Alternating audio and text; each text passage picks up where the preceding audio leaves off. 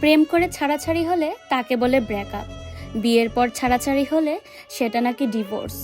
অদ্ভুত ব্যাপার, ব্রেকআপে মানুষ নাক ছিটকায় না, অথচ ডিভোর্স হলে তখন নানান সমালোচনা, নানান বাজে কথা। আর সে যদি মেয়ে হয় তাহলে তো আর দেখতে নেই, সে একেবারেই অচ্ছুত। কিন্তু কেন? ব্রেকআপ আর ডিভোর্সের পার্থক্যটা কি একটু ভাবুন। দুটোই তো বিচ্ছেদ। 5 বার প্রেম করে ব্রেকআপ করে আসা মেয়েটাকে বা ছেলেটাকে কাছের করে নেয় কত সহজেই, তার অতীত জেনেও।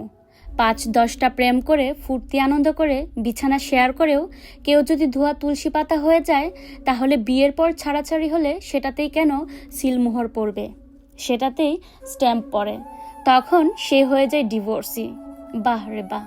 অথচ এও জানি 3-3টে ব্রেকআপের পর ফিজিক্যাল রিলেশনে ছিল জেনেও সেই মেয়েটির সাথে সুন্দরভাবে প্রেম করছে ছেলেটি, অথচ ডিভোর্সি মেয়েটা। নতুন কোনো সম্পর্ক তৈরি করতে চাইলে সে নাকি চরিত্রহীন, তার সাথে প্রেম নয় বরং ছলছুতো করে সুযোগ নেওয়া যেতে পারে, কিন্তু সম্পর্ক তৈরি করা যাবে না।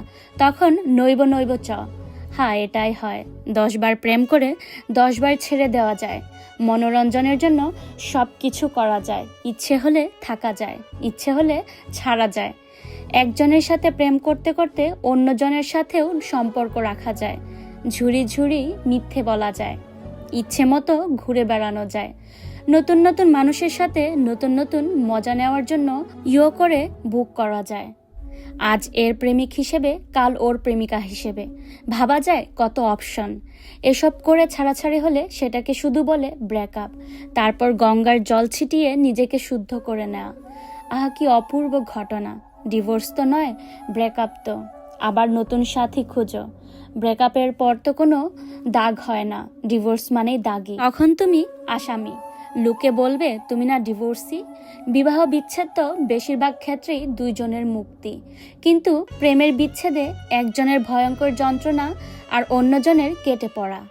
দায় নিতে হয় না বলেই, সমাজে জবাবদিহি করতে হয় না বলে যা খুশি করা যায়। আসলে বিচ্ছেদ মানে বিচ্ছেদই। বিয়ে ভাঙলে যেমন আদালতে যেতে হয়, তেমনি প্রেম ভাঙতে গেলে যদি আইনের আদালতের সাহায্য নিতে হতো, মানুষ তাহলে 10 বার ভাবত। সেটা নেই বলেই কত সহজে নিজেকে শুদ্ধ করে নেওয়া যায়।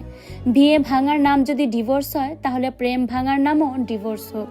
সহজেই ছেড়ে দিতে পারে বলেই আজকাল প্রেম ভীষণ সস্তা।